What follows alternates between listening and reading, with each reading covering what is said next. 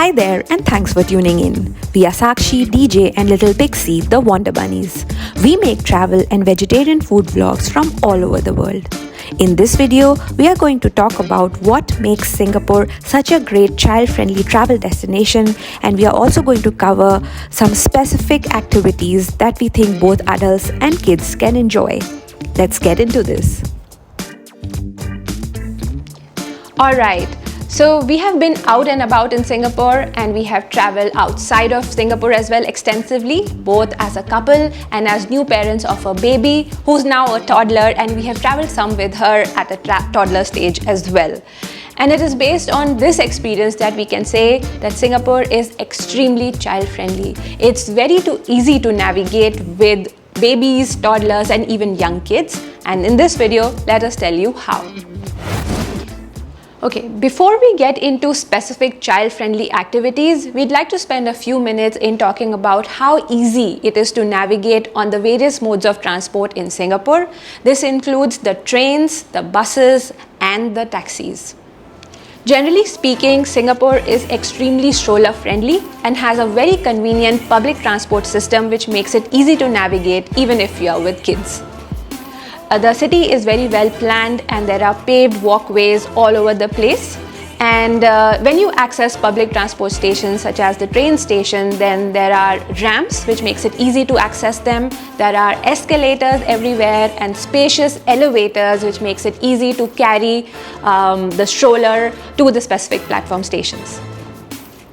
Now inside the trains there is a dedicated space for stroller parking, which makes it very safe and convenient. And similarly on the buses, there's a dedicated space for stroller parking as well.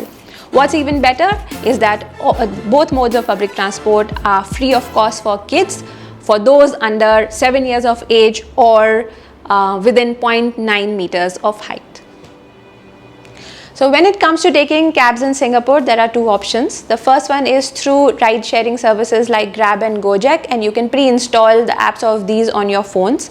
So when you book through these services, you cannot ride with kids, with babies, toddlers, or young kids without a car seat. So your alternative is that you book a family car which comes with a car seat. However, it's very difficult to find these, and they are also expensive. So your alternative is that you book a standard taxi. You choose the standard taxi option in the same app, which will book you a normal city cab, and you can ride on those with toddlers and kids without a car seat. Your other alternative is to use another app called the CDG Zig app, and you can book the standard taxis there directly. Make sure that you choose the taxi only option when booking via the app.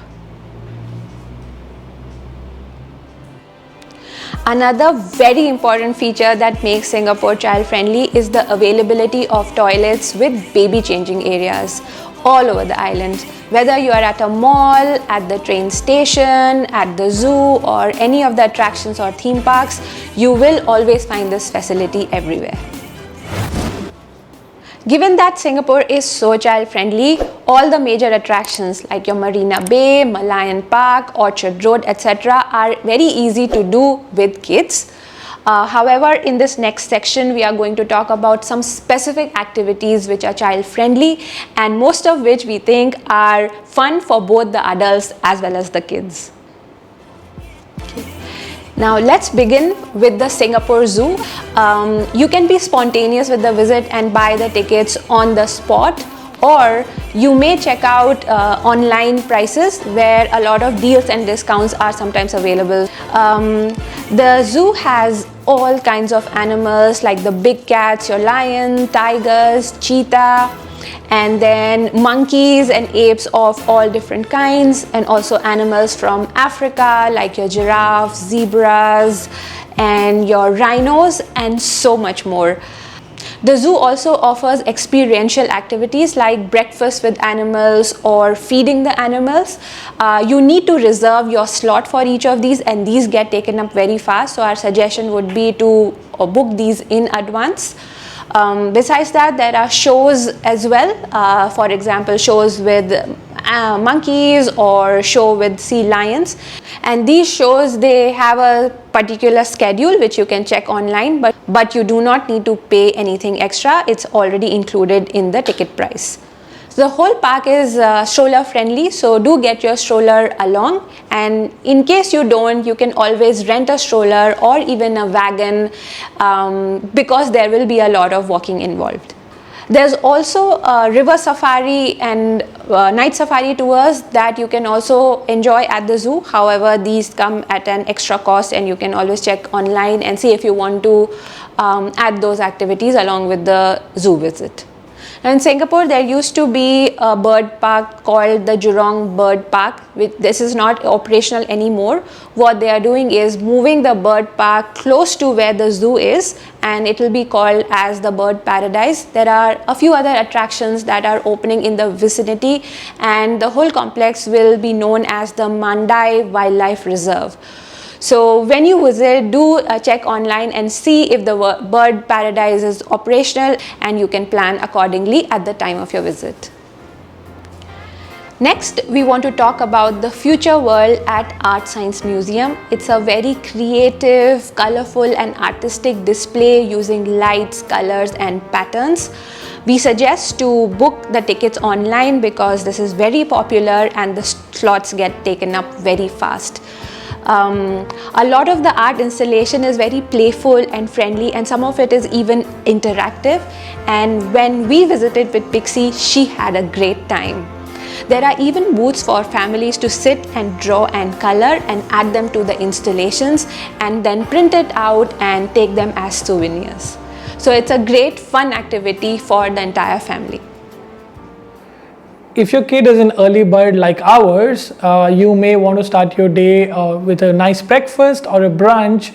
So there are a lot of cafes and restaurants in Singapore which are kid friendly, which provide a lot of kid friendly services, like they have a baby high chair, they have a kids menu, and they have kid friendly cutleries, and some even provide books, games, and some of the cafes even have like outdoor play areas nearby them. So we would like to share with you some of the places we visit regularly with Pixie in Singapore.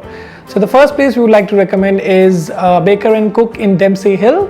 So this is an amazing cafe with a good outdoor play area for the kids to enjoy, and when kids are playing, you can hopefully enjoy your breakfast in peace.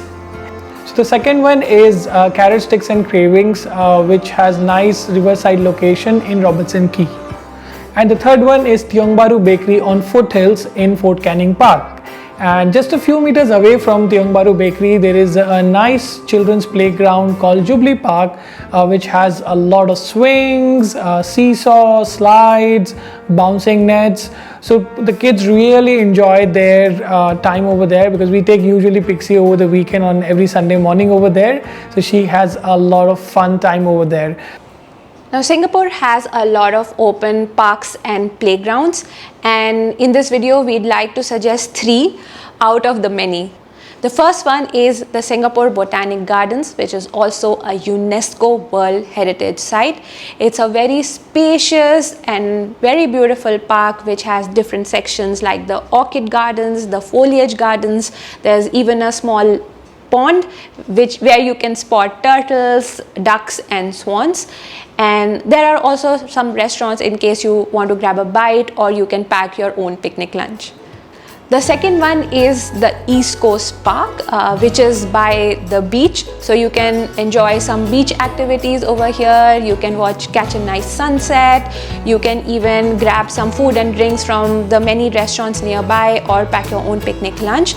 And they also have a nice cycling track, so you can rent a cycle. There are cycles that come fitted with a baby seat, or you can rent a family trishaw and enjoy cycling in the nice breezy weather. There are also a few playgrounds where you have the swing, seesaw, slides, etc., where children can jump around and have a great time. And the third one we want to suggest is Gardens by the Bay. This is also a very large garden and has different sections to it. But within this large garden, there is a separate section called the Children's Garden, which has interactive water fountains where children can have a lot of fun playing in the water, and you can have a great family day there.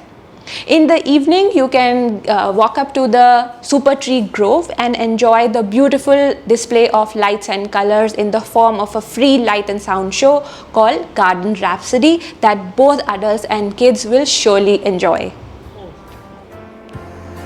Of course, you might have heard about Jewel at Changi Airport. So this is a recent edition which was opened only a few years ago. So in Jewel Changi Airport, there are top 2 floor which has a lot of activities for toddlers and young kids.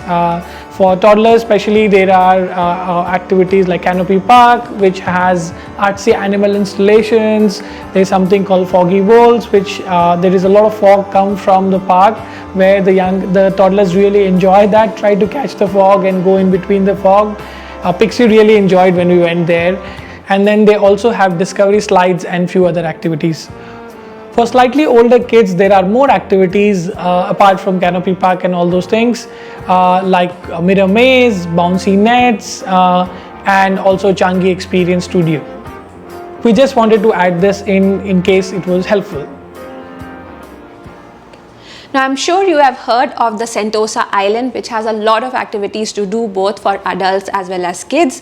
So you have the casino, the Universal Studios theme park, you also have restaurants, access to the beach, and also adventure activities like zip lining and bungee jumping.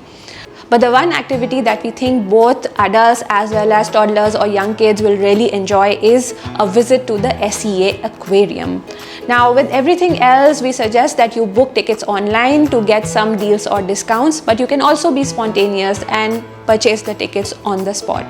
Now, this museum is one of the largest in Asia and has a variety of marine animals. There are lots of colorful fishes and even sharks and dolphins. When we took Pixie to this aquarium, she had a blast. She really enjoyed looking at all the colorful fishes and she was fascinated by the sharks.